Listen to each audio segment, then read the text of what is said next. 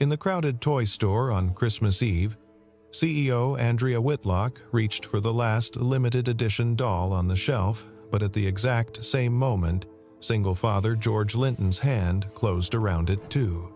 They tugged, argued, surrounded by crying children and flashing lights. But when Andrea accidentally glimpsed the little girl standing behind George, eyes wide, filled with hope, she froze. Suddenly, the toy wasn't meant for her anymore. It had to belong to that child. Could one toy really change the fate of 3 people? Andrea Whitlock was 33 years old, with wavy blonde hair that caught the light like spun gold. She wore a striking red V-neck dress that commanded attention in every room she entered. Her beauty was the cold kind, the kind that made people step back rather than lean in. As CEO of Whitlock Toys, she'd built an empire manufacturing the very doll now clutched between 2 pairs of determined hands. But success had cost her everything soft. Her past held a dream of motherhood that infertility had stolen. Her ex-husband had left because she worked too many hours, loved her company too much, needed control over every detail of her life. Her personality reflected her history: hard, distant, almost impossible to reach. She bought this toy for herself, a strange attempt to heal the little girl inside her who'd grown up without affection, without anyone noticing she existed. George Linton stood 6 feet tall, with broad shoulders that came from years of lifting boxes and loading trucks. At 35, his face showed exhaustion in every line, but kindness lived in his eyes. His thick winter coat had seen better years, patched at the elbows, faded at the collar. He worked as a delivery driver, the kind of job that paid bills but never quite caught up to them. His wife had died when their daughter Helen was only 2 years old. He'd become both father and mother, learning to braid hair and pack lunches and stay up late with fevers. He lived carefully, spending nothing on himself, saving every spare dollar for Helen's future. This Christmas, she'd asked for only one thing: the Stella Star limited edition doll.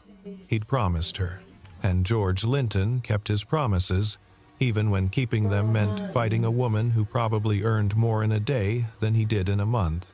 Helen Linton was 7 years old, with light brown curls that bounced when she laughed, which was often. Her pale skin flushed pink in the cold, and her smile could melt the hardest heart. She understood more than most children her age. She never asked for much, never complained about their small apartment or second-hand clothes. She believed in magic still, believed that Santa listened to good children, believed her father when he said everything would be okay. Tonight, she believed she'd finally hold that beautiful doll she'd seen in the store window every day on the way to school. Supporting them were others who'd become part of this story. Clinton Ward served as Andrea's assistant, a quiet man who witnessed his boss's loneliness and wondered if anyone else saw it too. Rosalind Myers lived next door to George and Helen, secretly making sure they had enough groceries, slipping envelopes of cash under their door, and pretending the landlord had made a mistake on the rent. Flynn Harrington was the investor who smelled blood in the water, ready to destroy Andrea's company and build his fortune on its ruins. And Bonnie Field worked the register at this very toy store, watching the drama unfold with wide eyes and wondering who'd walk away with the last doll. The first conflict erupted in aisle 7, beneath bright fluorescent lights and dangling paper snowflakes. Andrea's fingers touched the box first, she was certain of that. But George's hand had closed around it at the exact same instant, his grip firm and unyielding. Their eyes met over the colorful packaging that promised joy and childhood magic. Andrea's voice came out sharp, edged with authority. "I believe I reached it first, and considering I'm the one who created this product, I think I have priority." George's response was calm but immovable as stone. "With respect, ma'am, I'm the father who promised his daughter. That's a different kind of priority." The commotion drew attention. Other shoppers stopped to watch.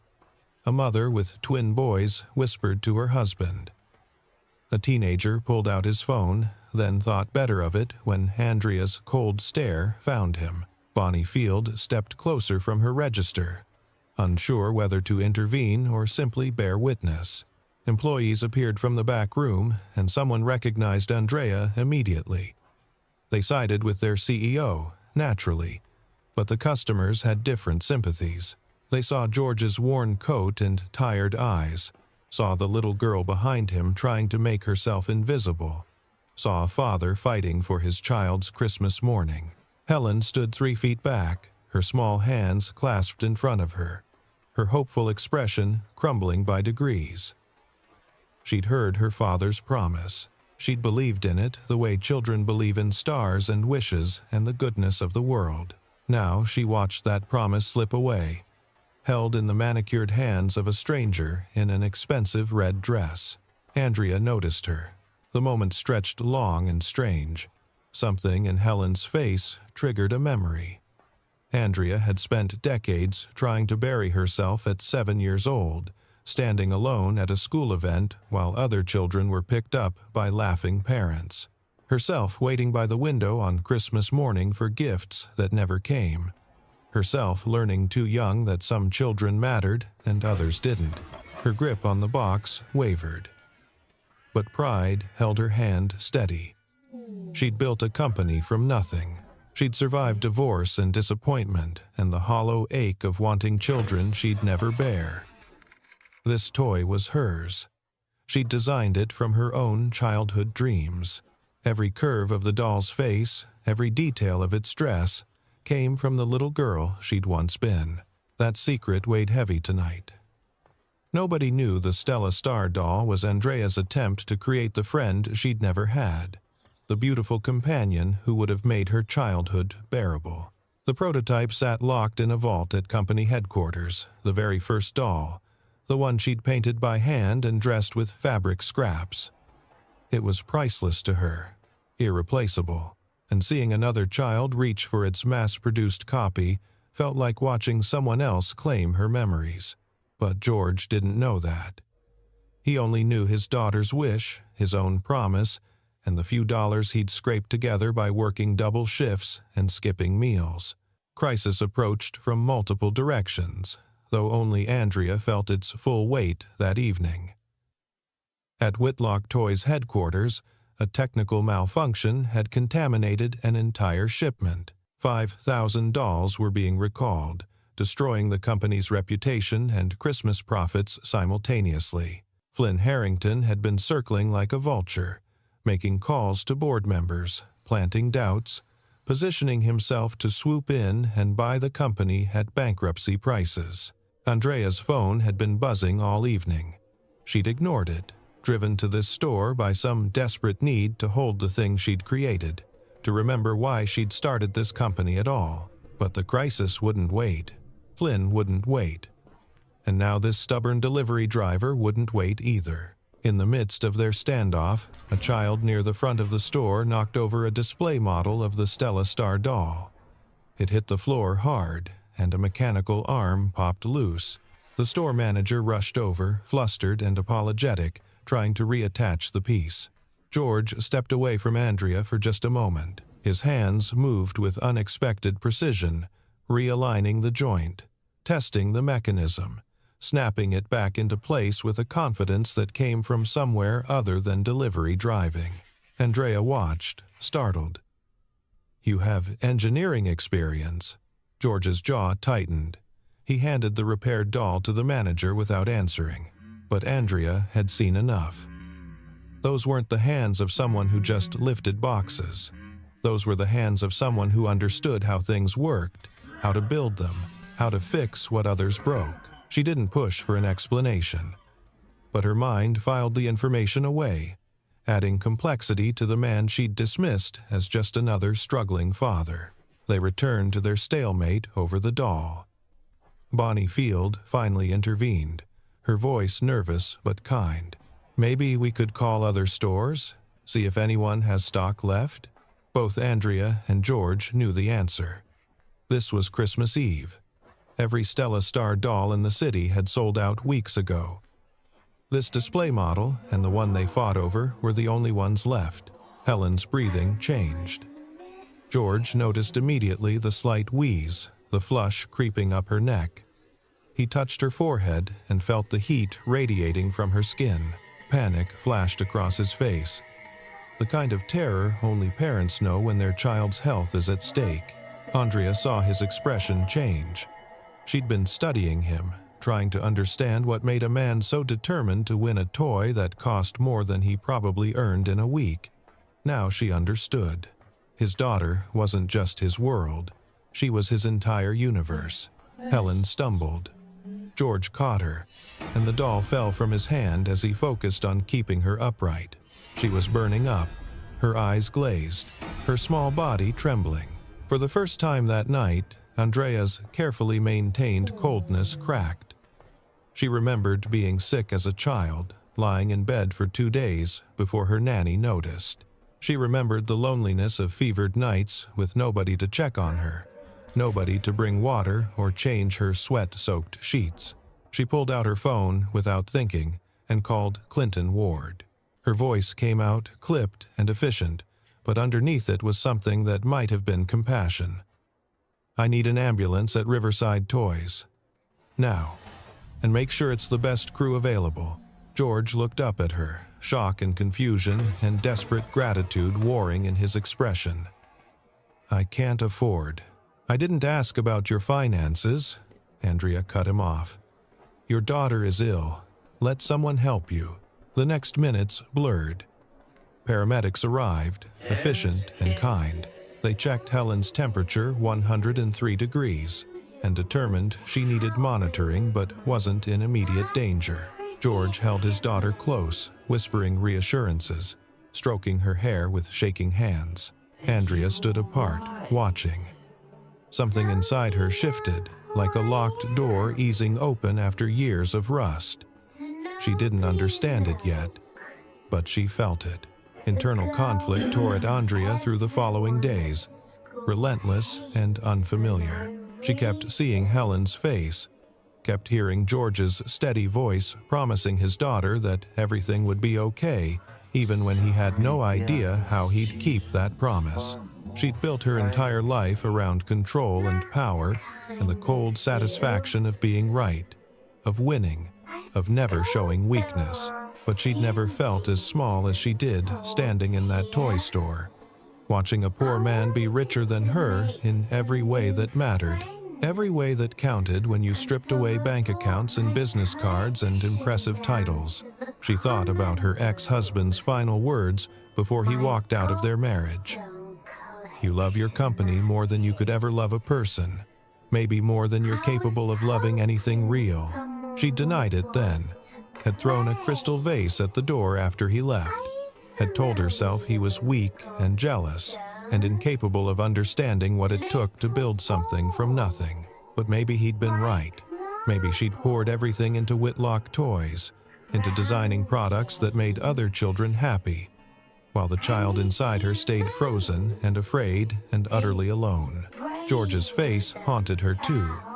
Not because he was handsome, though he was in a worn, honest way, but because he looked at his daughter with such pure, uncomplicated love. Andrea had never been looked at like that.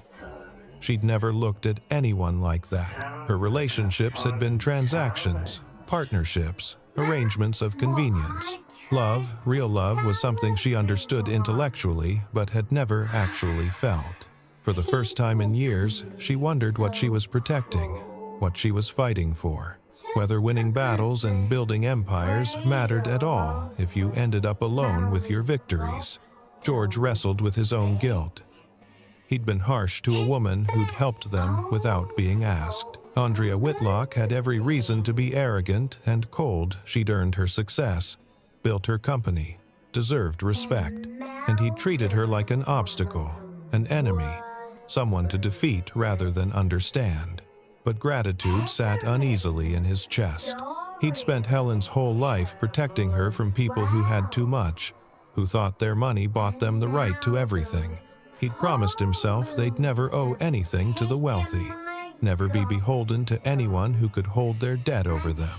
Yet Andrea had helped without asking for anything in return. She'd called the ambulance. She'd stayed until the paramedics cleared Helen. She'd even told the store manager to hold the doll, though George couldn't afford it now, having spent the money on Helen's fever medicine and the copay for the emergency clinic visit. Slowly, something shifted between them. Not forgiveness exactly, not friendship, but a mutual recognition that they'd both been wrong about each other. That maybe people contained more complexity than first impressions suggested. Christmas approached with relentless speed, and George made a decision. Helen had recovered from her fever, but her disappointment about the doll had settled into quiet acceptance. She'd stopped talking about it, stopped mentioning Christmas morning, stopped asking if Santa had received her letter. That silence broke George's heart worse than any tantrum could have. He put on his thickest coat and went searching, store to store, mall to mall, crossing the city in the weak winter sunlight. Every shop gave him the same answer: sold out, no stock, nothing, until next year. One manager laughed when he asked, told him he should have planned better. Should have bought earlier, like responsible parents did. George kept walking. His fingers went numb, his boots soaked through. But he didn't stop. The snowstorm rolled in near evening, heavy and sudden, the kind that made the news tell people to stay home. George was 15 blocks from his apartment when the first flakes started falling. Within 20 minutes, the world turned white and wild. He pushed forward, head down against the wind, following street signs he could barely read. His phone battery had died hours ago. He didn't know what time it was, only that Helen would be worried, that Rosalind Myers would have heard her crying and would be sitting with her now, making hot chocolate and telling her stories. His legs gave out near a familiar building, tall glass and steel, elegant even in the storm. The headquarters of Whitlock Toys. George laughed at the irony, a bitter sound swallowed by wind. Of course, he'd end up here. Of course, his desperate search would bring him to the doorstep of the woman who'd started all this. Andrea saw him through the window of her office. She'd been working late, avoiding going home to an empty penthouse, pretending the company crisis could be solved by sheer force of will and enough coffee. Movement below caught her eye, and she recognized George immediately, the shape of him, the determined slump of his shoulders. She was downstairs in 30 seconds, pushing through the lobby doors into the brutal cold.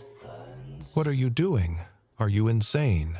George looked up, snowflakes caught in his hair and eyelashes. He started to speak, but his teeth chattered too hard. Andrea made a decision faster than thought, grabbing his arm and pulling him inside. The building's heat felt like a furnace after the storm. George stood dripping on marble floors, looking lost and embarrassed. Andrea called Clinton Ward again, sent him to George's apartment to get Helen and Rosalind, to bring them here where it was warm and safe. Helen arrived, bundled in blankets, her eyes wide with wonder at the enormous building. Rosalind came too, hovering protectively, ready to scoop both father and daughter away if this rich woman turned out to be dangerous. But Andrea was gentle. She showed them to a conference room with soft couches, brought hot chocolate and sandwiches, gave George dry clothes from the company gym. Helen fell asleep against her father's chest, her fever long gone, but her small body exhausted from worry. Andrea watched them. The image seared itself into her memory. A father and daughter, poor and tired and absolutely complete. This was what family looked like. Not the cold formality of her childhood dinners, not the strategic networking of her marriage. This was love, simple and entire. She made a decision that felt both terrifying and inevitable. She left the conference room and took an elevator to the executive floor. Her private vault was there, the place where she kept prototypes and contracts and the things too valuable to trust to anyone else. Inside, wrapped in cloth and locked in glass, sat the original Stella Star doll, the one she'd made with her own hands 17 years ago when she'd first started the company. the one she'd never mass-produced because it was too personal, too much a piece of her soul. Andrea unlocked the case. Her hands trembled as she lifted the doll, feeling its familiar weight, seeing her younger self reflected in its painted eyes. This was her childhood friend, her imaginary daughter. Her healing made physical. She carried it back to the conference room. The truth came out in whispers, appropriate for the late hour and sleeping child. George woke when Andrea entered, alert immediately in the way parents learned to be. He saw what she carried and started to protest, but something in her expression stopped him. Andrea sat across from them, holding the doll in her lap like a real child. She told George about her childhood, about the parents who'd been too busy for her, about the loneliness that had shaped every decision she'd ever made. She explained that Whitlock Toys had started as therapy, an attempt to create for other children the joy she'd been denied. The Stella Star doll was her masterpiece and her confession. It represented the little girl she'd been, the friend she'd wished for, the daughter she'd never had.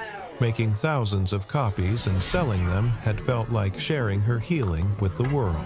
But keeping the original locked away had been necessary too. A reminder that some pain was private, some losses irreplaceable. George listened without interrupting.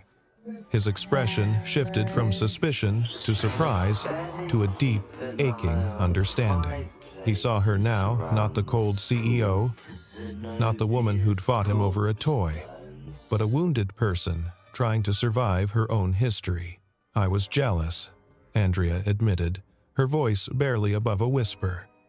"Of children whose parents loved them, of people who understood family instinctively, who didn't have to learn it from books and therapy and trial and error. When I saw Helen looking at that doll, wanting it so badly, I saw myself, and part of me wanted to keep it from her, to prove that childhood wishes don't come true, that wanting something doesn't mean you get it." She looked at the doll in her hands. "But that's not the person I want to be." George's throat worked. He understood loss and sacrifice. He understood loving someone so much it hurt, and he understood that sometimes the bravest thing was letting go. "You don't have to do this," he said quietly. "Helen will be okay. She's strong. She'll understand." "I know she will," Andrea replied. "But I'm not doing this because I have to. I'm doing it because I want to. Because maybe healing isn't about holding on to everything that hurt you. Maybe it's about giving it away." The crisis exploded 2 days before Christmas. Flynn Harrington made his move, calling an emergency board meeting, presenting evidence of the product recall and tanking sales figures. He had a buyout offer ready, papers drawn up, pressure applied to every board member who owed him favors or feared his influence. Andrea fought back with every weapon she had: data, projections, reminders of the company's long-term value. But Flynn had been planning this for months. He'd positioned his pieces carefully. The board wavered, and Andrea felt her life's work slipping away. Helen overheard part of the confrontation. She'd been at headquarters with George, who'd come to return Andrea's kindness by fixing a series of mechanical issues with the production line. The little girl wandered into a hallway at the wrong moment and heard Flynn's cruel voice through an office door. That doll was always worthless, just like the woman who made it. Helen burst into tears, not for herself, but for Andrea, for the way adults could be so mean, for the unfairness of someone attacking a person who'd been kind to her. George found his daughter crying and learned what she'd heard. Something fierce and protective rose in him, not just for Helen, but for Andrea too. This woman who'd helped them, who'd shared her painful history, who'd shown them gentleness hidden beneath layers of ice. He studied the production reports Andrea had shown him days earlier.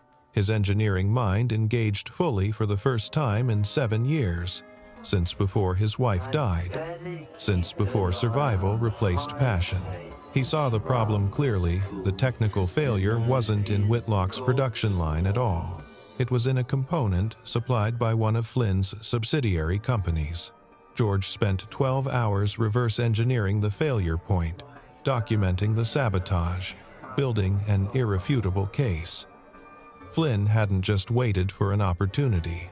He'd created one, deliberately supplying faulty parts to tank the company's reputation and force a sale. When George presented his findings to Andrea, she stared at him in disbelief. "You found this? You figured this out?" "I used to be a lead engineer," George admitted. Before my wife died and I had to find work with flexible hours so I could take care of Helen. I gave up that career, but I never stopped knowing how things worked." Andrea felt the earth shift under her feet. This man, this delivery driver she'd dismissed as simple, as ordinary, had just saved her company, had used skills he'd sacrificed for love, had stepped up without being asked, had protected her the way he protected his daughter. The revelation changed everything. Flynn Harrington's scheme unraveled spectacularly. Andrea presented George's evidence to the board, who immediately launched an investigation. Flynn tried to bluster and deny, but the documentation was thorough and damning. Within 48 hours, he was removed from all company dealings, facing lawsuits, his reputation destroyed. Andrea kept Whitlock toys. But the victory felt hollow until she looked across her office and saw George, and remembered why she'd fought it all. George's past came into full focus through conversations that stretched late into winter nights. He'd been a prodigy once, designing child-friendly robotics for an educational startup. He'd had patents and awards and a future that looked limitless. But when his wife died from complications during a routine surgery, he'd fallen apart. The startup couldn't wait for him to grieve, so they moved on. He'd needed flexible hours and emotional space, so he'd taken the delivery job. It paid enough. It let him be present for Helen. That was all that mattered. Andrea understood sacrifice differently now. She'd always thought she'd given up everything for her company, but George had given up everything for his daughter, and he didn't regret it for a second. That was the difference between them. She'd built an empire to fill a void. He'd abandoned his empire to fill a need. But she also understood potential. George's mind was brilliant. She'd seen it in action. Watched him solve problems her team of engineers had struggled with for weeks. He was wasted, loading trucks and delivering packages. The bigger revelation hit her quietly, without fanfare. She'd spent her life chasing success and control, believing they'd make her happy. But happiness wasn't something you built or bought. It was something you received, something that came from being seen and accepted and valued for who you were beneath the accomplishments. George saw her. Helen saw her. They'd looked past the cold exterior and expensive clothes and impressive title, and they'd found someone worth knowing. Christmas Eve arrived with clear skies and fresh snow. Andrea had cleared her schedule, sent Clinton Ward home early, locked her office door. She walked through the quiet building, carrying the original Stella Star doll wrapped in silver paper. George and Helen were waiting in the conference room where they'd first found shelter. It had become their space somehow, this room where three unlikely people had learned to see each other clearly. Andrea knelt in front of Helen, eye level with the little girl who'd changed her life. She held out the gift without ceremony, without explanation. Helen unwrapped it carefully, and her gasp when she saw the doll was pure magic. "It's her. It's really her." "Santa heard me," George started to speak, his eyes bright with unshed tears. But Andrea shook her head. Let Helen believe in magic a little longer. Let Christmas be what it was supposed to be. "Thank you," George managed finally. The words carried weight, gratitude, not just for the gift, but for everything. For the ambulance, for the shelter from the storm, for seeing him as more than his current circumstances, for trusting him with her company's crisis. Andrea cleared her throat, suddenly nervous. "I have something else." Someone who understands product design and manufacturing. someone who can prevent future sabotage, someone brilliant enough to innovate but practical enough to make it work. George's smile was sad, touched with old grief and older resignation. I can't. Helen needs me. I can't go back to 60-hour weeks and business travel and missing her childhood for conference calls and deadlines. I gave that up for a reason. Part-time. Andrea interrupted, her voice firm but gentle. 20 hours a week. Flexible schedule. Work from home when possible. Full benefits, including the kind of health care Helen deserves. A salary that reflects your actual value and expertise, not your availability or current job title. She paused, choosing her next words carefully. I think Helen would be incredibly proud of her father. I think you've sacrificed more than enough, more than anyone should have to. And I think you deserve to be the person you were always meant to be, without losing the father you've become. Helen looked up at her father with shining eyes. Daddy, you used to build robots? That's so cool. George laughed, and it was the sound of something breaking open, some hard shell he'd worn for 7 years finally cracking. Yeah, kiddo. I did. You should do it again, Helen said, with the certainty only children possess. You'd be really good at it. They ate dinner together that night, not a fancy meal. Just pizza and salad at the conference room table, with cheap decorations Andrea had bought from the drugstore on the corner. It wasn't elegant. It wasn't what CEO Christmas Eves were supposed to look like. But for the first time in her adult life, Andrea felt like she was home. 1 year later, the changes were impossible to miss. Helen had become the face of Whitlock's new line of toys, a collaboration between Andrea's design, vision, and George's engineering genius. The campaign, featuring a real child, not an adult's idea of childhood, had revolutionized the company's brand and tripled profits. George had bought a modest house in a safe neighborhood with good schools. He worked 3 days a week at Whitlock headquarters and 2 days from home. He coached Helen's soccer team and attended her school plays and made dinner every night. He was a father first, an engineer second, and he'd never been happier. Andrea visited often.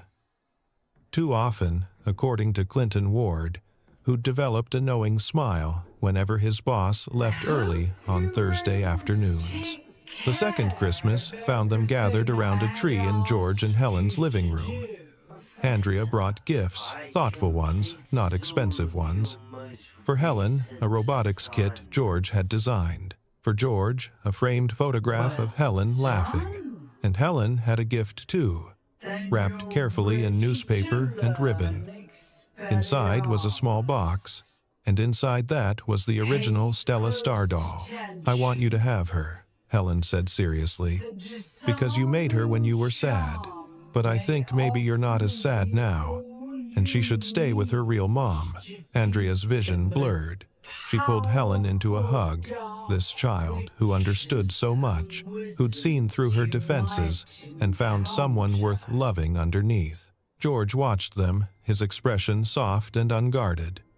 The distance between them had disappeared gradually, class differences and money and past hurts fading as they learned who they actually were beneath those labels. He wasn't a poor delivery driver. She wasn't a cold CEO. They were just people, trying to build something real. Helen stepped back and smiled at both of them. You know what? You two look like a family. Did anyone ever tell you that? Andrea and George locked eyes, and something passed between them that didn't need words. Not love yet, maybe, but the beginning of it. The recognition that some people were worth building a life around, that some connections mattered more than anything you could manufacture or design. Before the Christmas tree, with its lights reflecting off glass ornaments and the Stella Star doll sitting in a place of honor on the mantle, the three of them stood together. Not perfectly aligned, not traditional in any sense, but real, authentic, whole. Andrea spoke quietly, her voice carrying the weight of everything she'd learned this year. You know what? I think this is the family I've been looking for all along." Helen grabbed both their hands. George met Andrea's eyes again, and his smile held promise and possibility and patience. Outside, snow began to fall. Inside, they were warm, and for the first time in longer than she could remember, Andrea Whitlock wasn't fighting anymore. She'd finally found something worth surrendering to the messy, complicated, beautiful truth of belonging.